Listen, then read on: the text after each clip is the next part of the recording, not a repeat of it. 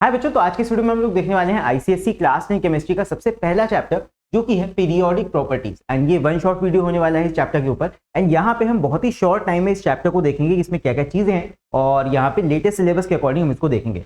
तो सबसे पहले स्टार्ट करते हैं सिलेबस के साथ में। तो ये हमारा लेटेस्ट 2026 का सिलेबस है एंड यही तुम्हारा इसी में से सारी चीजें पूछी जानी है। तो यहाँ पे सबसे पहले सिलेबस की बात कर लेते हैं।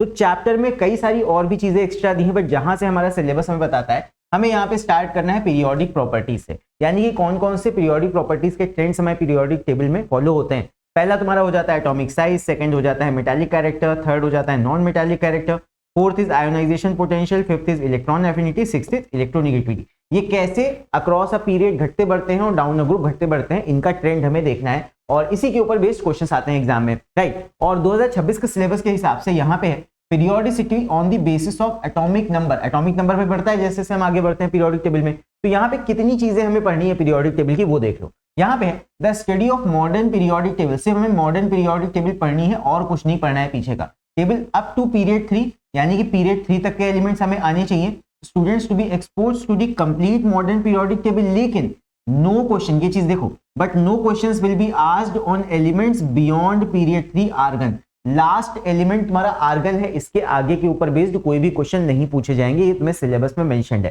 तो इसके आगे के एलिमेंट्स में याद करने की भी जरूरत नहीं है, इसके ऊपर क्वेश्चंस भी नहीं आएंगे। लेकिन एक रेस्ट्रिक्शन यहाँ पे है, यहाँ पे तुम्हें स्पेशल रेफरेंस देना है किस पे, एल्कली मेटल्स पे और हैलोजेंस पे। तो ये पीरियोडिक टेबल में बता दूंगा। एल्कली मेटल सबसे पहला ग्रुप और जो तुम्हारा हैलोजन वाला ग्रुप है वो ग्रुप तुम्हें पूरा देखना है, बाकी तुम्हें एलिमेंट सिर्फ आर्गन तक देखने हैं। इसके अलावा periodicity and other related properties to be explained on the basis of nuclear charge and shells. तो वही सारी पीरियोडिसिटी यानी कि ये सारी प्रॉपर्टीज तुम्हें देखनी है।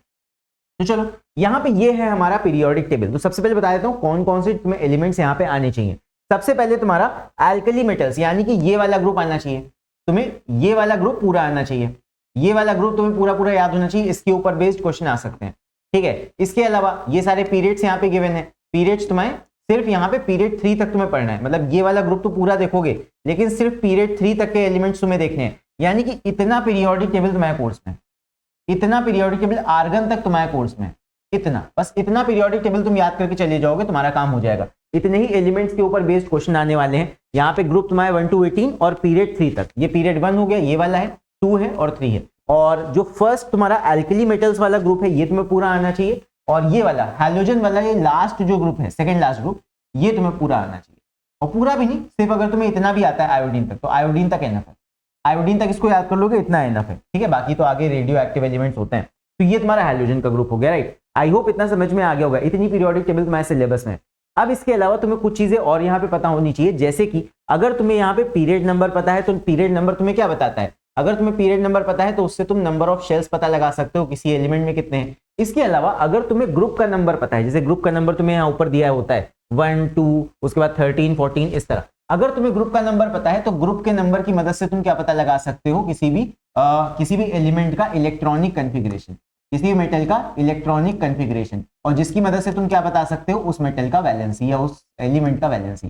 तो ये निकालने के लिए हम ग्रुप के नंबर का इस्तेमाल कर लेंगे, राइट। तो ये कुछ चीजें हैं, अभी हम क्वेश्चंस करेंगे तो वहां पे मैं बताऊंगा। तो सबसे पहले यहाँ पे शुरू करते हैं पीरियोडिक प्रॉपर्टीज के साथ। कौन कौन सी प्रॉपर्टीज तुम्हारे सिलेबस में? First is atomic radius, second is IP, third is electron affinity, अगला है इलेक्ट्रोनिगेटिविटी, मेटालिक कैरेक्टर। एक एक करके इनको देखते हैं क्या होती है और कैसे कैसे इनमें चेंजेस आते हैं, राइट। तो मेन चीज यही है इस चैप्टर में। तो सबसे पहले हमारी हो जाती है एटॉमिक रेडियस।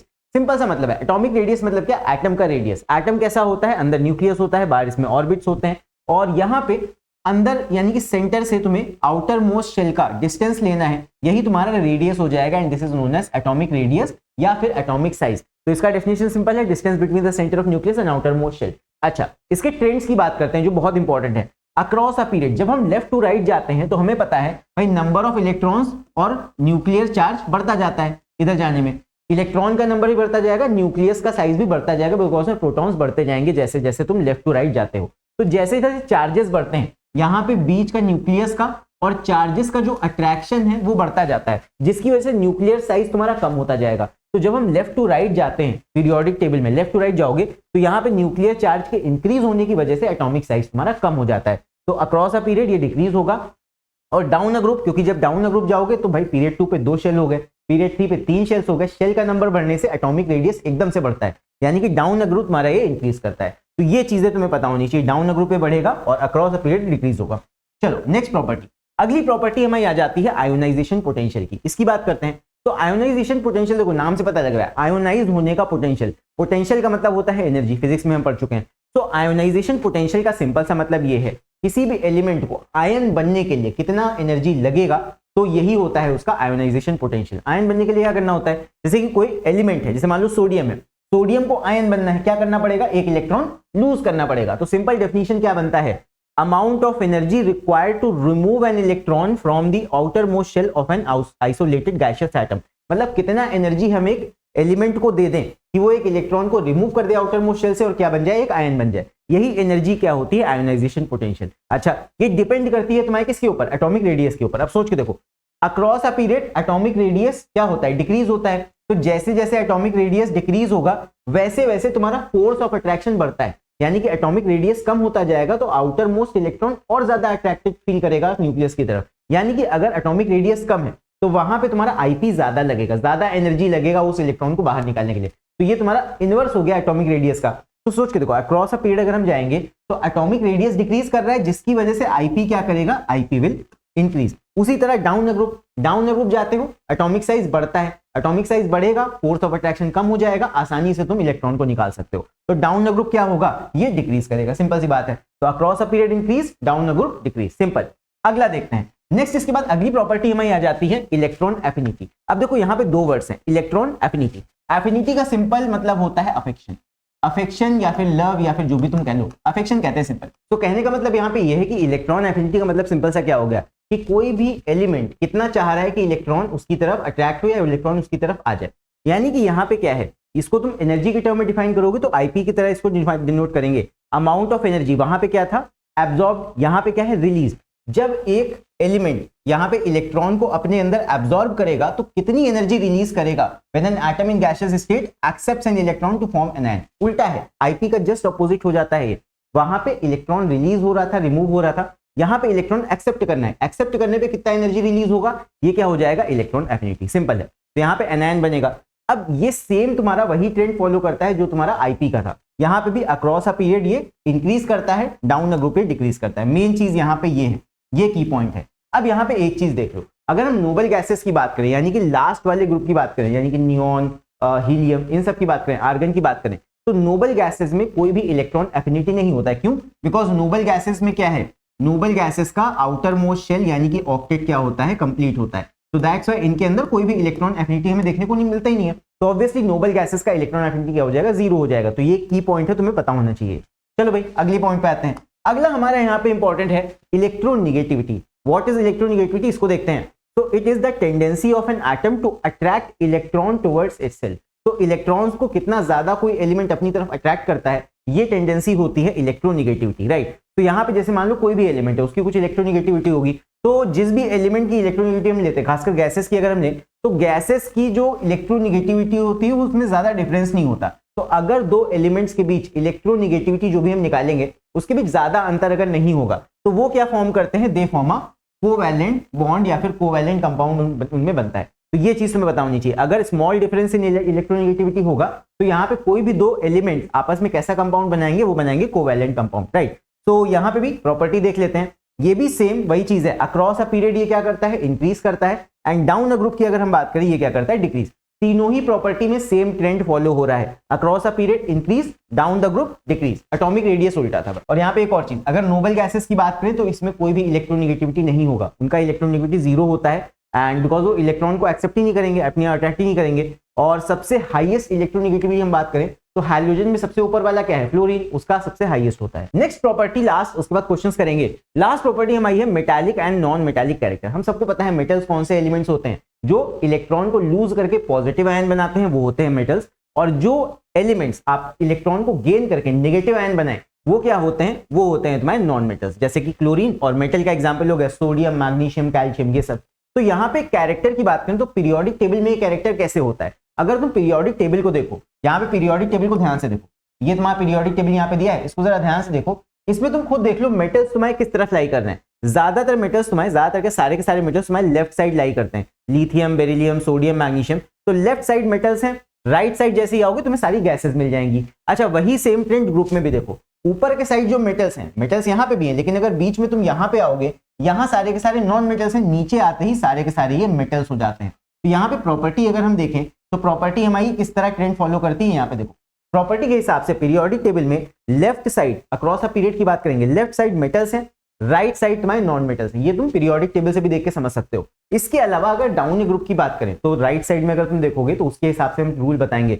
डाउन ग्रुप की बात करें तो ऊपर के साइड तुम्हारे नॉन मेटल्स पाए जाते हैं, जैसे जैसे नीचे आओगे तुम्हारा मेटालिक कैरेक्टर बढ़ता है, मेटालिक कैरेक्टर नीचे की तरफ बढ़ता है और नॉन मेटालिक कैरेक्टर राइट की तरफ बढ़ता है। तो ये ट्रेंड तुम्हें आना चाहिए, metals left side, non metals right side. वही अगर डाउन ग्रुप की बात करें तो ऊपर नॉन मेटल्स होंगे, नीचे मेटल्स होंगे। ये ट्रेंड तुम्हें पता होना चाहिए। यहाँ पे एक टिप है, वो ये है कि यहाँ पे मेटल्स जो होते हैं वो गुड रिड्यूसिंग एजेंट होते हैं। ये बहुत इंपॉर्टेंट पॉइंट है, याद रखना भाई। जिधर की तरफ मेटालिक कैरेक्टर बढ़ेगा उधर की तरफ रिड्यूसिंग पावर भी बढ़ेगा। इसके ऊपर क्वेश्चन आएंगे, ये ध्यान रखना।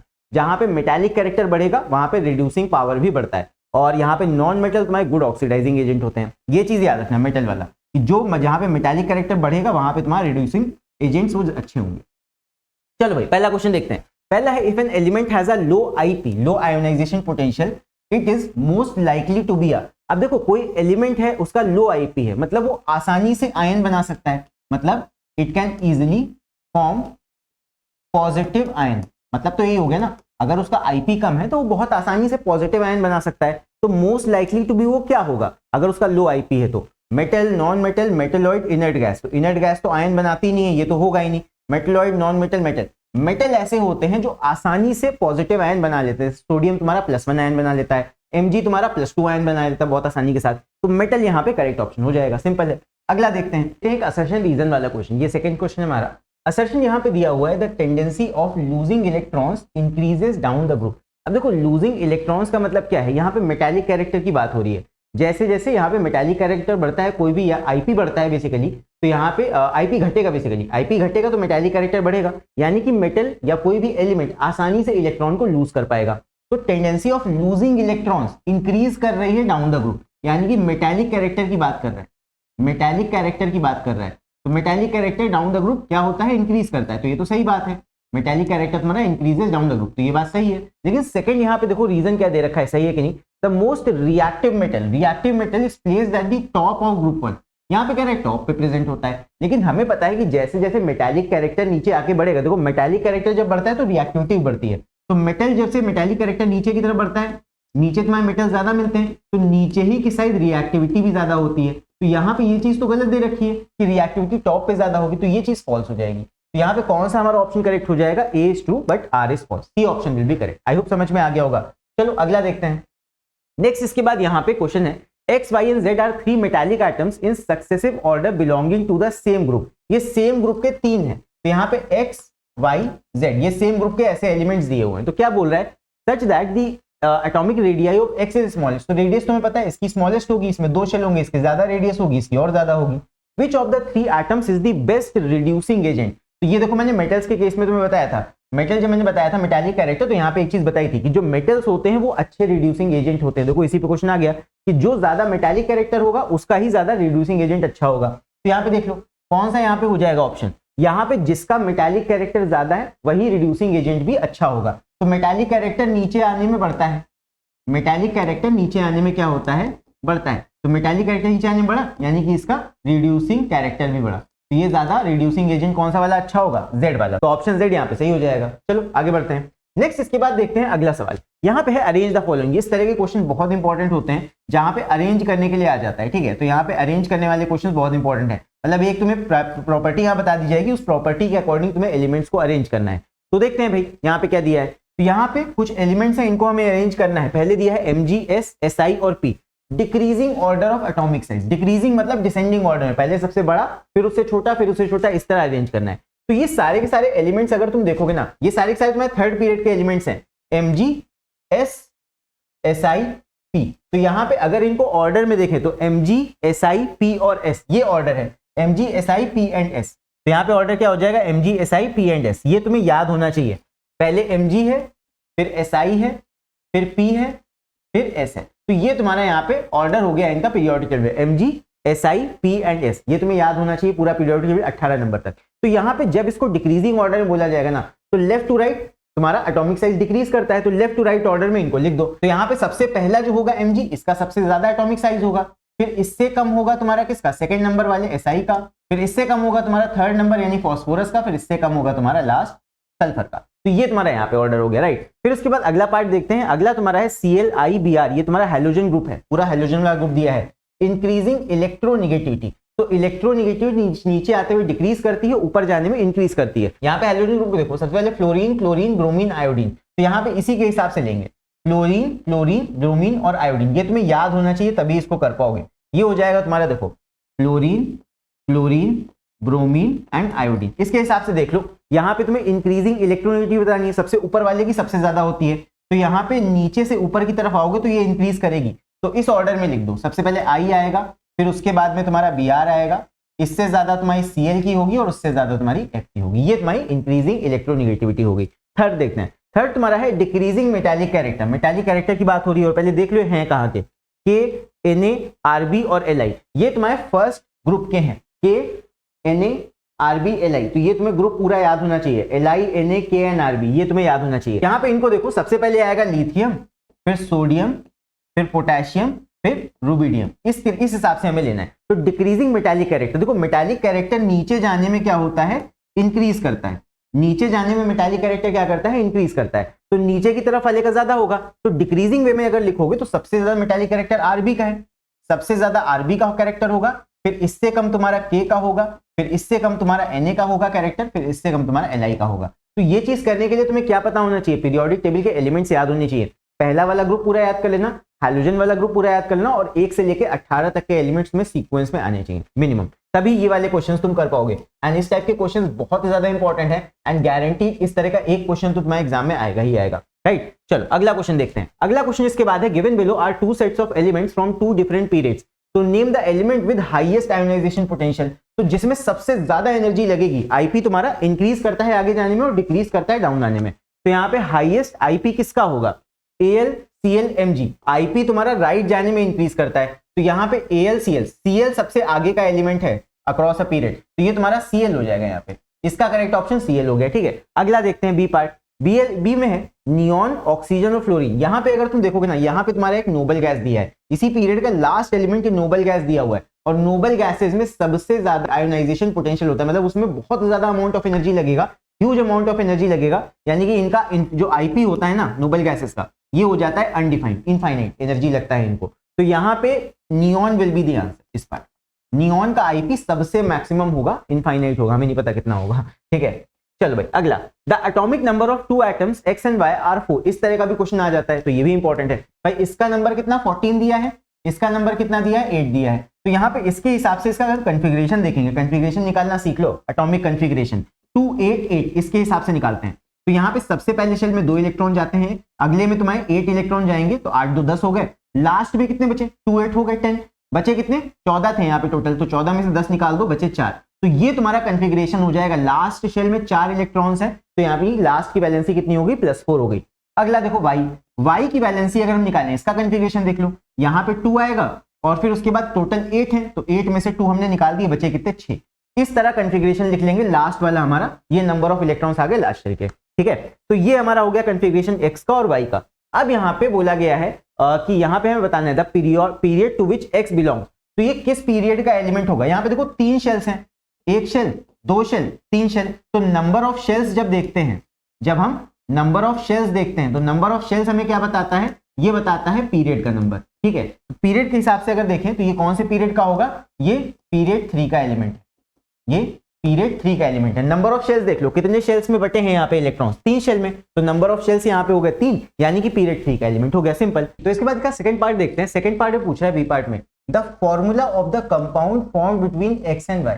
तो यहाँ पे दोनों का पहले वैलेंसी देखो क्या होगा। देखो X का वैलेंसी तो सिंपल है, जब भी किसी कंपाउंड का वैलेंसी, मतलब यहाँ पे वैलेंस इलेक्ट्रॉन 1 हो 2 हो 3 हो 4 हो, यहाँ तक तो सिंपल सी बात है, प्लस में वैलेंसी हो जाता है। लेकिन जब इसके ऊपर जाते हैं नंबर, जैसे 5 गया 6 गया 7 गया और 8 गया, इस केस में तुम्हें 8 में से माइनस करना होगा इस नंबर को, और वैलेंसी तुम्हारी निगेटिव आती है, ये चीज तुम्हें ध्यान देनी है। तो जैसे यहाँ पे तुम्हारा 6 इलेक्ट्रॉन है, ध्यान दो इस चीज का, जैसे यहाँ पे वाई में तुम्हारे वैलेंस इलेक्ट्रॉन 6 हैं, यहाँ पे वैलेंस इलेक्ट्रॉन कितने, वैलेंसी की बात नहीं कर रहा हूँ मैं, वैलेंस इलेक्ट्रॉन की बात कर रहा हूँ, 6 है। तो यहाँ पे अगर वैलेंसी तुमसे पूछा जाएगा ना, तो 8 में से 6 को माइनस करोगे, ये तुम्हारा -2 वैलेंसी आएगा।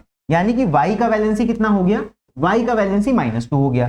एक्स का वैलेंसी कितना हो गया, एक्स का वैलेंसी तुम्हारा +4 हो गया। तो यहाँ पे ये वैलेंसी तुमको दे रखा है, ठीक है। तो इसकी मदद से निकालते हैं, एक्स का वैलेंसी +4 दिया है, एक्स का वैलेंसी +4 दिया है, वाई का वैलेंसी तुम्हारा -2 दिया है। क्रिस क्रॉस करेंगे, एक्स पे 2 नंबर लग जाएगा, वाई पे तुम्हारा 4 नंबर लग जाएगा। इसको सिंप्लीफाई कर देंगे, ये सिंपलेस्ट रेशियो में बताना होता है, तो ये आ जाएगा तुम्हारा XY2। ये तुम्हारा कंपाउंड यहाँ पे फॉर्म हो जाएगा XY2, ठीक है। तो यहाँ पे compound form between x and y क्या हो जाएगा, XY2। ये हो जाएगा इसका करेक्ट आंसर। आई होप पहला क्वेश्चन समझ में आ गया होगा। इसके बाद चलो देखते हैं अगला क्वेश्चन।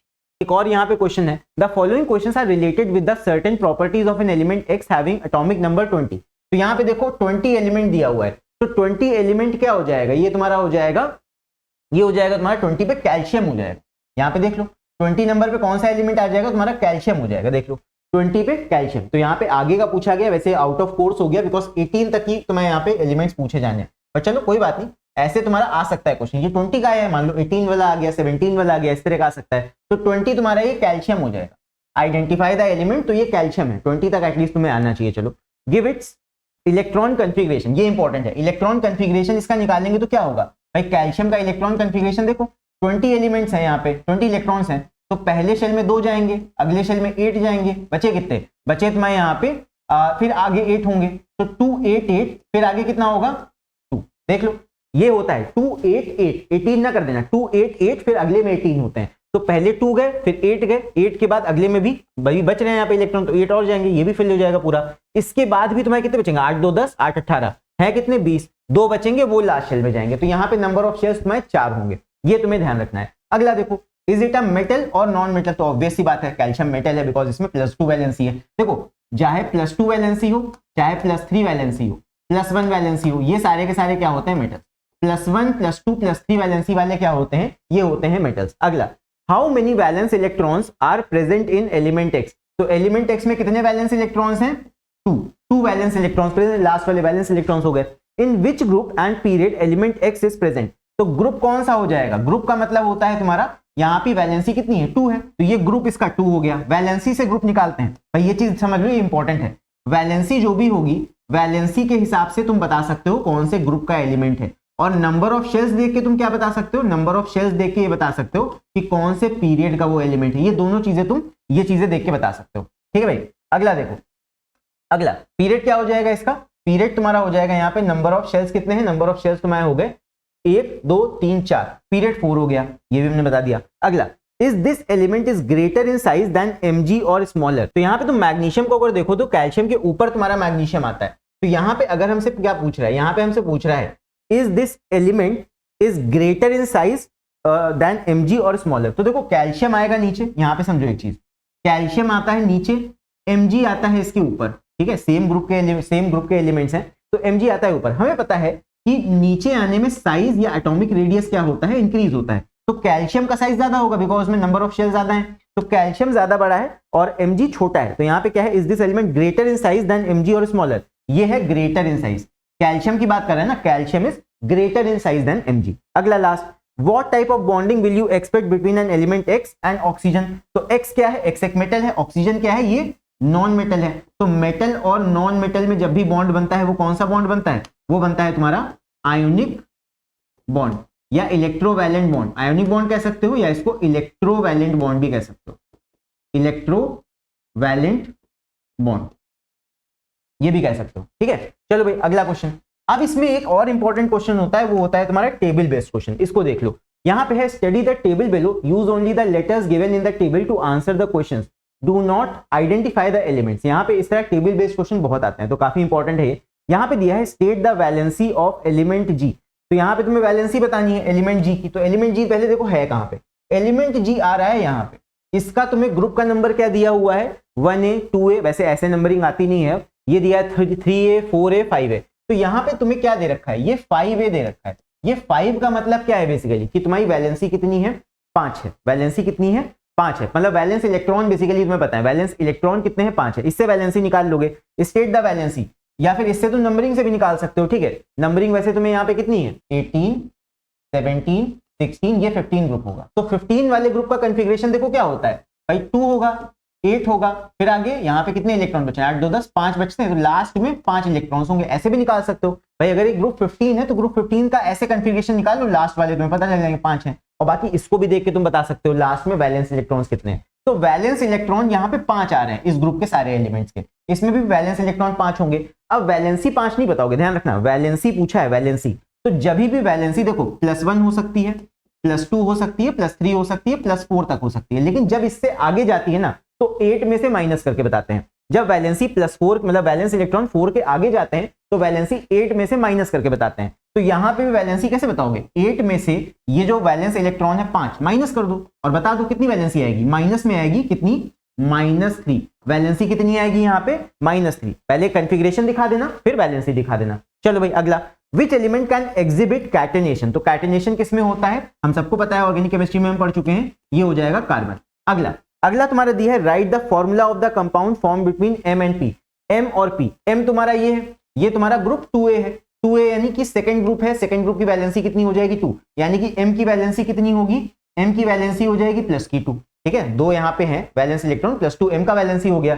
P कौन सा है, P तुम्हारा ये वाला है, ये तुम्हारा ग्रुप 17 है, यानी कि ये तुम्हारा क्या हो जाएगा 7 है, इसमें वैलेंस इलेक्ट्रॉन 7 होंगे, ऐसे भी निकाल सकते हो। इसमें कितने होंगे 17 वाले में, भाई 17 का कॉन्फ़िगरेशन देखोगे ये आएगा 2 8 और 7, यानी कि इसमें एक की कमी है, इसकी वैलेंसी क्या होगी, इसकी वैलेंसी होगी -1, P की वैलेंसी क्या होगी -1, ये तुम्हें निकालना आना चाहिए भाई। देखो 7 वैलेंस इलेक्ट्रॉन्स हैं तो 8 - 7 करोगे, -1 वैलेंसी इसकी आ जाएगी, क्रिस क्रॉस करके निकाल लो, क्या बन जाएगा कंपाउंड, यहाँ पे M की +2 वैलेंसी है, P की -1 वैलेंसी, क्रिस क्रॉस करेंगे, M पे लगेगा 1, P पे लगेगा 2, MP2, 1 नहीं लगाते हैं तो 1 यहां से हटा दूंगा, ये आ जाएगा MP2, ये तुम्हारा कंपाउंड यहाँ पे बन गया, ठीक है ना। चलो भाई अगला क्वेश्चन, यहाँ पे ये तुम लोग के लिए अब होमवर्क क्वेश्चन है, choose the correct answer from the options. इस वाले क्वेश्चन के चाहे तो स्क्रीनशॉट ले लो एंड इसका आंसर तुम लोग कमेंट करके मुझे जरूर से बताना। एंड इसके अलावा एक और चीज तुम लोग को मैं बता देता हूँ इंपॉर्टेंट, कि यहाँ पे काउंसिल ने इस बार मतलब इस बार क्या 2-3 साल से यहाँ पे इस तरह की नंबरिंग यहाँ पे बताइए कि ये वाली नंबरिंग अब से पीरियोडिक टेबल के क्वेश्चन जब आएंगे तो 1 to 18 इस तरह आएगा, ये ऊपर जो रोमन नंबर्स वाला है ये नहीं आएगा, राइट। और इसके अलावा अगर तुम्हें केमिस्ट्री के और भी सारे चैप्टर्स पढ़ने हैं तुम यहाँ पे ये वाले प्लेलिस्ट को जाके देख सकते हो। एंड बाकी अगर केमिस्ट्री का स्ट्रैटेजी वीडियो तुम्हें देखना है, केमिस्ट्री में टाइम मैनेजमेंट कैसे करना है, पेपर किस तरह के क्वेश्चन उसमें आते हैं, और यहाँ पे चैप्टर में मार्क्स वेटेज में देखना है, तो उसके लिए तुम इस वाले वीडियो को भी देख सकते हो। तो all the way best for your chemistry paper and मिलते हैं हम लोग अगले वीडियो में।